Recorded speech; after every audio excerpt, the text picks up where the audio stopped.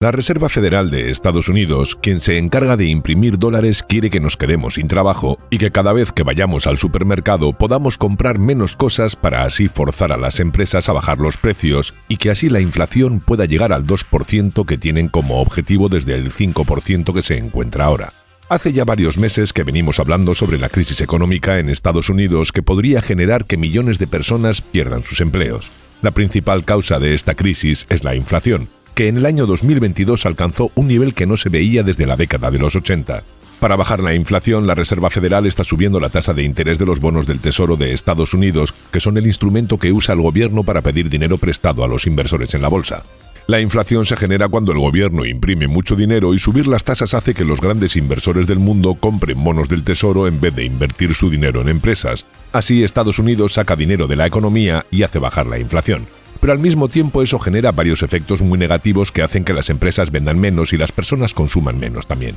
En el vídeo de hoy te vamos a contar sobre el último aumento de las tasas de la Reserva Federal, cómo eso hace que ciertos sectores se vean perjudicados y cómo nos podría afectar a nosotros.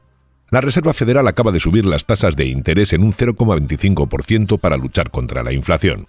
Hace poco más de un año la tasa de interés de los bonos del Tesoro estaba en 0,25%. Pero después del aumento que acaban de hacer, ha llegado al 5,25%. Ahora los expertos debaten si esta ha sido la última subida de las tasas de interés o si en junio la aumentarán al 5,5%. El CME Group, una empresa que realiza inversiones en la bolsa, calcula la probabilidad de los aumentos de las tasas de interés de la Reserva Federal y para junio creen que hay un 91,5% de probabilidades de que la tasa se mantenga igual contra un 8,5% de probabilidades de que aumente al 5,5%.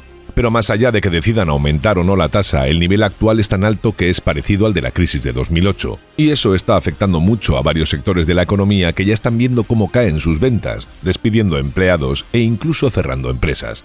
Los que están sintiendo más los efectos de las altas tasas de interés son 4. El sector inmobiliario, las empresas tecnológicas, la industria y los bancos. Vamos a ver cómo afectan las altas tasas a cada uno de estos sectores. El primer sector que vamos a analizar es el inmobiliario. La cantidad de viviendas que se compran y se venden está cayendo muchísimo. Ya hemos hablado sobre la crisis inmobiliaria en otros vídeos como este, y la principal causa es el aumento de tasas de los bonos del Tesoro. Esta tasa de interés es usada por los bancos como una referencia para las tasas de interés de los préstamos hipotecarios, que son los que se usan para comprar casas. A principios de 2022, antes de que se subiera la tasa de los bonos del Tesoro, la tasa de interés de un préstamo hipotecario era de aproximadamente un 3%. Hoy esas tasas están por encima del 6%. Si hubieras sacado un préstamo de $300,000 a devolver en un año con una tasa del 3%, hubieras pagado $9,000 de intereses, mientras que con una tasa del 6% los intereses serían de $18,000. Cuando una persona toma un préstamo hipotecario en Estados Unidos, la mayoría de las veces lo hace a tasa fija, lo que significa que el banco le cobrará siempre la misma tasa de interés a lo largo de todo el préstamo. Lo que quiere decir que si eres dueño de una casa y la compraste mediante un préstamo hipotecario a tasa fija antes de 2022, estarás pagando aún hoy una tasa del 3%. Pero si decidieras cambiar tu casa, tendrías que sacar un préstamo nuevo para comprar otra, y esta vez pagarías un 6% de tasa de interés, por lo que pagarás una cuota mucho más alta. Ahora bien, ¿por qué querrías cambiar tu casa? A menos que realmente tengas que hacerlo, para pasar de una tasa de interés del 3% a una del 6%. Simplemente no tiene sentido. Y esto está haciendo que haya cada vez menos vendedores porque las personas que tienen casa no están dispuestas a cambiarlas por otras por no sacar un préstamo más caro. Este gráfico nos muestra la cantidad de meses que tomaría vender todas las casas usadas que hay a la venta. La cantidad de meses está bajando porque cada vez hay menos casas a la venta, lo cual hace que se venda más rápido el inventario actual. Además, así como hay cada vez menos personas que quieren vender, también hay cada vez menos posibles compradores. Como has visto, las tasas de interés de los préstamos están en niveles altísimos. Esto hace que suba la cuota del préstamo y que cada vez menos personas puedan sacar uno simplemente porque no lo pueden pagar. La línea azul nos muestra el porcentaje del sueldo que una persona promedio destina a pagar una cuota de un préstamo hipotecario, y se ve claramente cómo ha estado creciendo, lo que significa que en relación al salario los préstamos son cada vez más caros. Si sumamos el hecho de que los dueños de las casas no quieren vender con que los compradores no pueden comprar, el resultado es que la venta de las casas usadas se ha estado derrumbando en los últimos 2 años.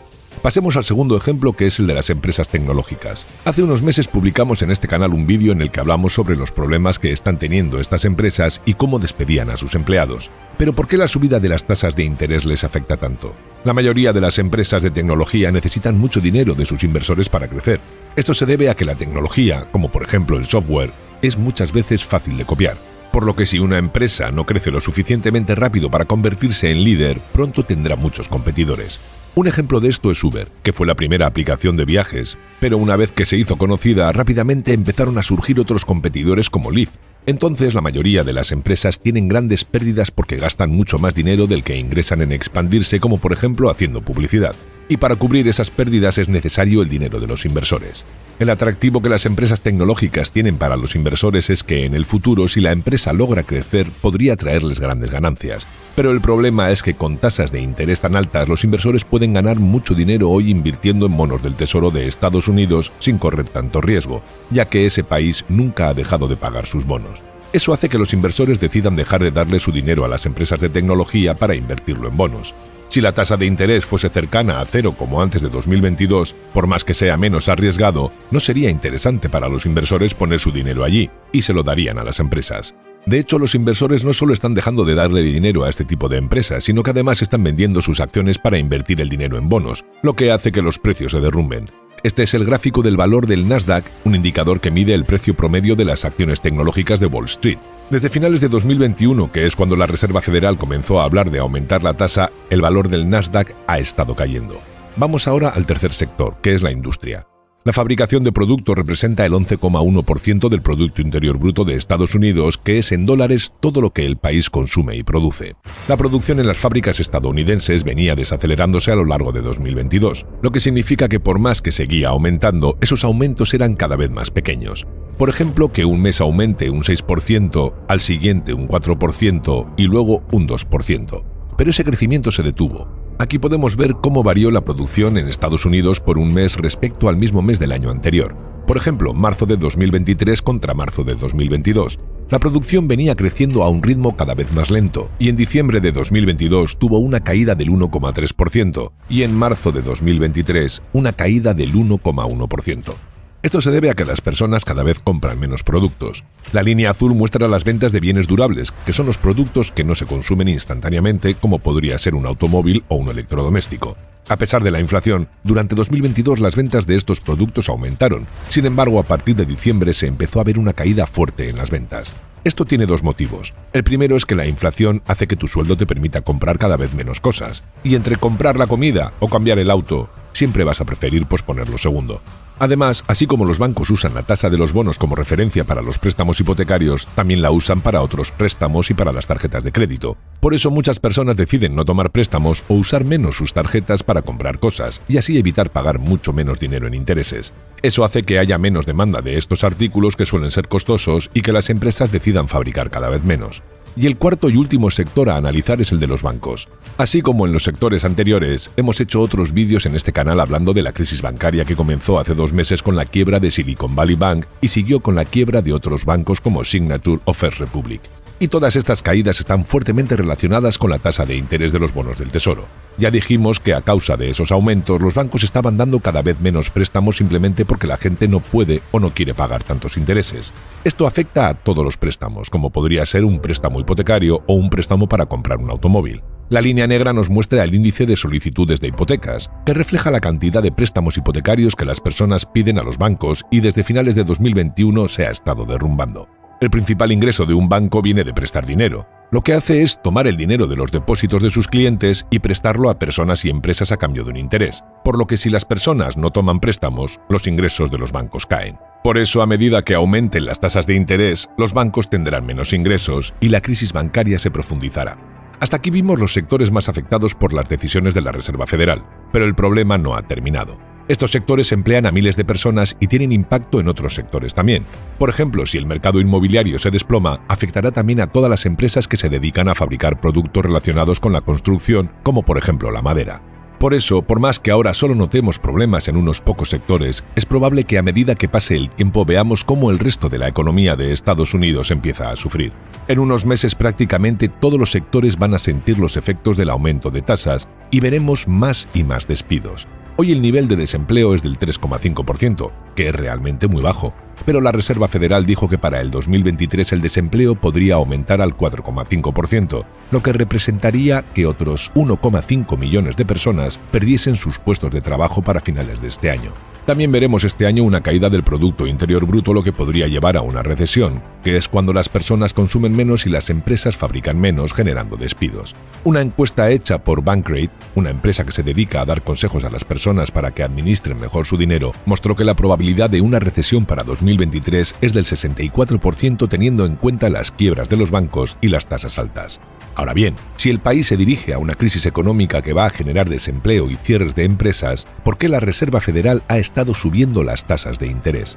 Como dijimos al comienzo, la subida de tasas es una forma de luchar contra la inflación, y la Reserva Federal cree que es preferible que el país sufra una recesión antes de que siga aumentando la inflación. Por más que la inflación haya estado bajando desde mediados de 2022, la Reserva Federal considera que aún falta mucho para poder decir que está bajo control. De hecho, tiene como objetivo bajar la inflación al 2%. Por eso prefiere excederse en las tasas de interés y elevarlas lo más posible antes que no subirlas lo suficiente y que la inflación se dispare aún más. Además, esto fue justamente lo que pasó en los años 60, 70 y 80. A comienzos de la década de los 60, la inflación comenzó a aumentar llegando casi al 13% para 1974. La Reserva Federal comenzó a subir las tasas, pero cuando la inflación bajó se apuraron en bajar las tasas, lo que hizo que la inflación hiciera un nuevo pico de casi 15% en 1980. La probabilidad de que vuelva a pasar esto asusta muchísimo a Jerome Powell, presidente de la Reserva Federal. De hecho, él ha dicho más de una vez que no quiere que se repita la historia. Esto es como cuando vas al médico porque te sientes resfriado y te dice que tomes antibióticos. Normalmente unos días después ya te sientes bien, pero el médico te dice que igual lo sigas tomando porque si no lo haces, pueden quedar en tu cuerpo bacterias resistentes a los antibióticos que harían que empeorases muchísimo si cortases el tratamiento. Y la Reserva Federal sabe que si no soluciona el problema de la inflación ahora que tiene la oportunidad mediante aumentar las tasas, más adelante se podría convertir en un problema muchísimo mayor. Ahora bien, ¿qué datos analiza la Reserva Federal para determinar que la inflación aún no está bajo control? El primero es la forma en que la Reserva Federal prefiere medir la inflación, y lo hace con el índice de precios de gastos de consumo personal, o PCE, por la sigla en inglés. La inflación se puede medir desde varios puntos de vista, y la diferencia entre la inflación de la que siempre se habla en los medios y la PCE es que la primera mide un mes contra el mismo mes del año pasado, mientras que el PCE mide un trimestre contra el anterior. Cuando lees que la inflación es del 5% para marzo de 2023, significa que los precios aumentaron un 5% con respecto a marzo de 2022. Y si miramos el gráfico, parece que la inflación está bajando. Pero si miramos el gráfico del PCE, vemos cómo la inflación en este primer trimestre de 2023 es mayor que la que hubo durante el último trimestre de 2022. Por eso, el dato del PCE le dice a la Reserva Federal que el problema de la inflación aún no está solucionado. El segundo indicador que miran es el índice de costo del empleo, también llamado ECI. Este índice muestra cómo aumentan o bajan los salarios. El Departamento de Trabajo informó que ECI aumentó en un 1,2% en el primer trimestre de 2022. Todas las personas quieren que suban los salarios porque eso significa que la gente está ganando más dinero, sobre todo cuando hay inflación. Pero para la Reserva Federal esto es una mala noticia, ya que para que baje la inflación es necesario que la gente gane menos dinero. Al tener menos dinero, las personas consumen menos productos, lo que obliga a las empresas a tratar de no subir los precios con tal de mantener las ventas. Y que suba el ECI muestra que siguen aumentando los sueldos a pesar de que la economía empieza a mostrar signos de crisis en algunos sectores como vimos antes. Además, esa no es la única mala noticia para la Reserva Federal, ya que en el primer trimestre del 2023 los sueldos crecieron más que la inflación. La línea negra muestra la inflación y la línea azul el aumento de los salarios. En el primer trimestre del año, los salarios aumentaron un 6,1% con respecto al mismo periodo del año pasado, mientras que la inflación fue del 5%. Esto significa que las personas pueden comprar más cosas en el comienzo del año, justo cuando la Reserva Federal está haciendo todo lo posible porque pase lo contrario. De cualquier forma, prácticamente desde 2021 los salarios venían perdiendo poder de compra frente a la inflación, por lo que este comienzo de año positivo para los salarios no compensa el poder de compra que perdieron las personas en los últimos 2 años. Entonces la inflación está aumentando según el indicador que mira la Reserva Federal, y los salarios aumentaron más que la inflación justo cuando la Reserva Federal quiere que pase lo contrario. Por eso volvieron a aumentar las tasas. Y por más que la probabilidad de que en la próxima reunión las tasas vuelvan a subir sea muy baja según el CME Group, Es posible que veamos una subida si la inflación trimestre tras trimestre sigue subiendo y los salarios no paran de subir. Ahora bien, ¿cómo podría afectarte a ti todo esto y qué podría pasar con la economía en los próximos meses? El consumidor en Estados Unidos se ha mantenido más resistente de lo esperado a la crisis, ya que estamos empezando a ver los primeros signos de una recesión después de un año de aumentos de tasas. Sin embargo, el plan de la Reserva Federal es agotar el poder de compra de las personas y parece estar empezando a funcionar. Muchas personas están usando sus ahorros para sobrevivir, están recortando sus gastos y cada vez les cuesta más llegar a fin de mes. Los datos muestran caídas en las ventas de algunos productos, como es el caso de las viviendas, y todo va según lo previsto para la Reserva Federal. Por eso es probable que el informe del Producto Interior Bruto del segundo trimestre sea peor y el del tercero aún peor, lo que significaría que las empresas están produciendo menos y que los despidos van a aumentar. La Reserva Federal necesita una recesión este año para terminar de controlar la inflación y cumplir con su objetivo de llegar al 2%. Y por más que esto nos afecte a todos, tenemos que desearle mucha suerte para que pueda cumplir con su objetivo. Y esto es porque si la inflación no baja, Estados Unidos entraría en un periodo de estanflación, que es cuando hay inflación y recesión al mismo tiempo. Esto es lo peor que podría pasar, ya que muchas personas se quedarían sin empleo y los que puedan conservarlo ganarían menos dinero porque las empresas tendrían que ajustar los salarios, pero en un contexto en el que los precios seguirían aumentando, haciendo que fuese cada vez más difícil sobrevivir.